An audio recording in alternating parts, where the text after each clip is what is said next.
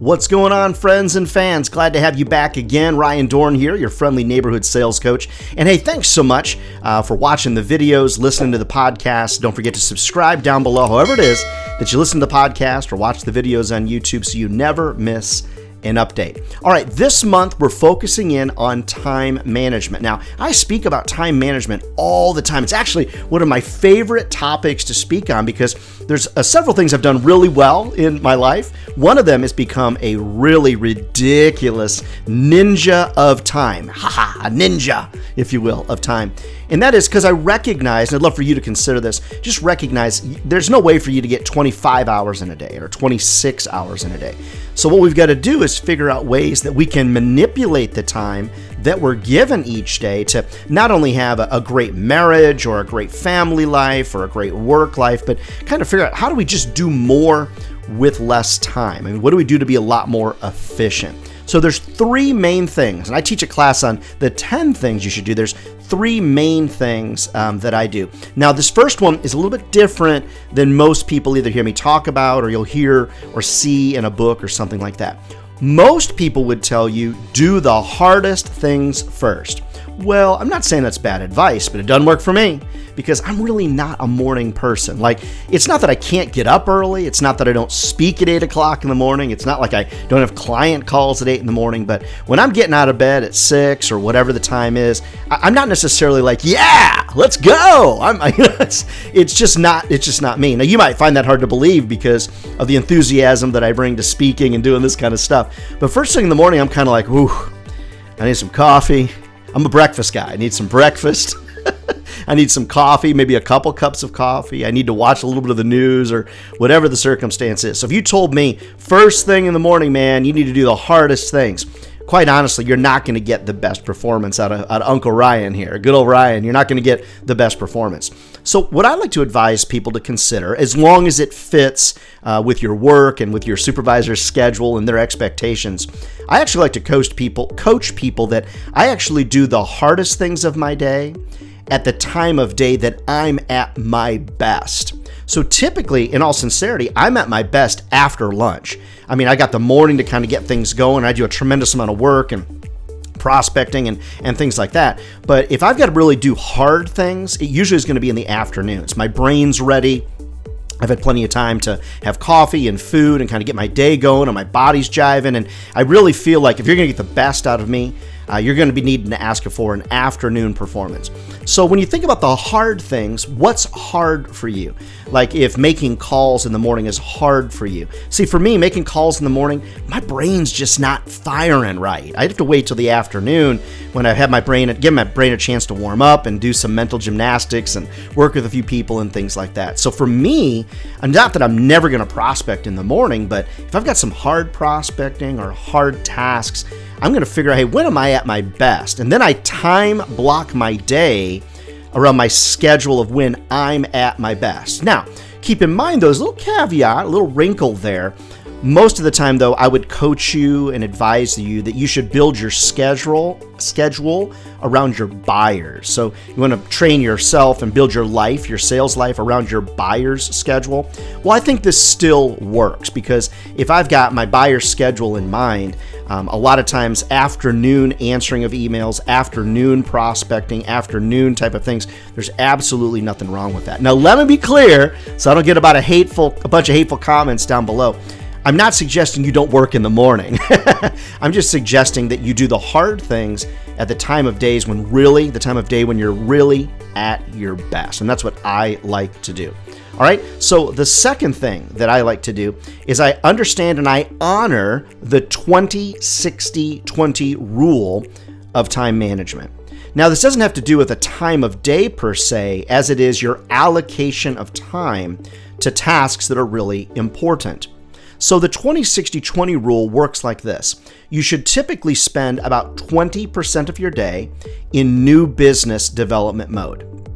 You would spend about 60% of your day in hosting of meetings, managing customers, doing customer service work, that kind of thing. And then what a lot of people forget is that last 20%. That last 20% should really be on retention. keeping customers for a lifetime. Now, I've spoken about it a lot. Don't forget, you don't want to confuse retention with customer service, right? Customer service is expected. Retention are the things you do above and beyond customer service to keep people coming back for a lifetime. So that might be your handwritten thank you notes. It might be non-sales phone outreaches. It might be sending somebody a gift from sugarwish.com or thankful.com or something along those lines. So keep in mind 20, 60, 20. 20% of your day, so about an hour and a half or so, should be spent on building that pipeline, prospecting, and setting meetings. About 60%, and not a whole lot more than that now, should be spent on hosting meetings, customer service, and that kind of thing. And then that last 20%, about an hour or so, should really be spent on retaining customers, renewing them, keeping them active, staying in front of them. Don't forget, you are 60 to 70% more likely to retain a customer than you are to get a brand new customer.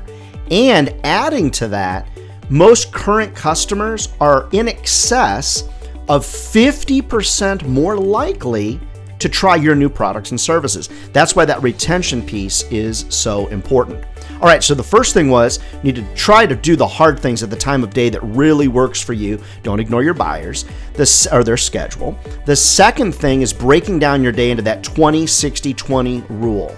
And then the third thing that I like to do is I really want to focus in on not being random. So a lot of times you're going through your day and things happen randomly, and because they happen randomly, you see them as a good thing. And randomness is not going to help you in life. Don't confuse randomness with spontaneity. Of course, you should be spontaneous with your spouse or partner or kids or whatever. Randomness is, I'm kind of going through my day and I'm like, you know what? I should prospect a little bit. Yeah. I should probably retain clients a little bit. Yeah. Well, those emails came in. I guess I'll answer them now. That means you don't really have a plan. And without a plan, or was it like Zig Ziglar or somebody said, failure to plan is planning to fail? Somebody more famous than me said that. When you think about it, friends, you've got to have some type of plan. Like when your alarm goes off in the morning, does your brain automatically register that your day kind of has some semblance of order or some type of schedule? Or maybe you're one of those people that's like, Ryan, I'm living every day like it's my last day. It's like, well, if I'm living every day like it's my last day, I'm definitely not doing videos. I'm not training people. I'm not selling anything. I'm doing something else, like vacationing somewhere or spending time with my wife or something like that. So when you think about it, one of the things I do to focus in on not being random is to really use the Pomodoro technique to my advantage. So Pomodoro, being the Italian word for tomato, was actually tomato. Tomato was developed by an MIT student that actually was having trouble focusing. And so what they learned is that their brain could really stay focused for about 25 minutes, and then they needed a break. So this MIT student, they actually had a tomato-shaped timer, and that's where the Pomodoro technique was actually born. This is how it works. It's very simple. I do it all the time. I'd love for you to consider it. You start a task for 25 minutes. So let's say you need to write a proposal or create something for a client. Set a timer for 25 minutes. 25 minutes, and then you work on that task for 25 minutes. Even better than that, set that timer nearby, use your phone and set it next to your computer. Let that countdown clock click in front of you, because your brain then goes into bomb mode, which means, oh no, I only have 25 minutes left, and then the bomb's gonna go off, or whatever your brain thinks, okay? So when you think about that, you see the countdown clock happening, your brain will hyper-focus, and you tend to be a lot more efficient. After that 25 minutes, ding, then you take a 5-minute break, and then you do it again. Either you move to a new task or you keep going on that task for 25 minutes, and you take a 5-minute break. And you're going to cycle through that 4 times, and then you should take a longer break, like go out and walk the dog, or go outside, get a cup of coffee, or go for a run, or whatever your circumstance is. When you think about becoming a master of something, you think about mastering this type of time management world, you've heard lots of different authors like Malcolm Gladwell talk about about 10,000 hours to become a master. Well, that's why I try to focus on this every single day. I want to work towards that 10,000 hours of being a time management master. And I should probably look and see how much focus I've put on it in the last 6 or 7 years. Maybe I would qualify for that 10,000 hours. But because that's sort of a really big goal, 10,000 hours before you'll become a master of it, this is what I would love for you to consider.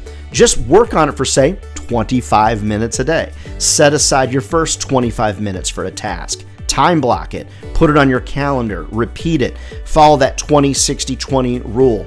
Recognize, friends, that your brain is sort of, this is not science or anything. Your brain is kind of like a battery. And the only time you get to recharge that battery is when you come off task and take a little break. See, a lot of you don't come off task. What you do is you just change tasks. So your brain never has a chance to recharge, and you're maybe only slept 4 hours last night. Maybe you're out with your buddies having some cocktails or whatever, didn't get enough sleep, didn't take your vitamins in the morning, didn't start your day with a breakfast, whatever. So you just got to recognize, friends, that our brains really need our help. If we take care of ourselves, we take care of our brains, we get plenty of sleep, and we have a plan for time management, that, my friends, is when you will almost always be more successful. So could I make a suggestion to you? Could I give you a challenge? Why don't you focus in on those 3 time management techniques for the next 30 days? Then I'd love for you to go in the comments down below and tell us how you did, because I believe that it's inside of all of us to better manage our time, and we better manage our time. Guess what? The dollars will typically follow. Your stress will go down and your bank account will go up. Who doesn't like that combination?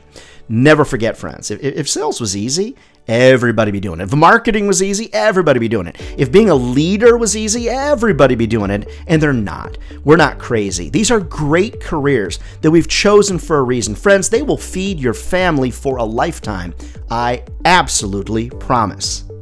Love to come to your office. Love to train your team. Love to speak at your national sales conference. I speak 40 to 60 times a year on time management and so many other topics. Reach out to me. Love to help. You can find out more over at ryandohrn.com, Dohrn. All right, friends, we'll see you next month.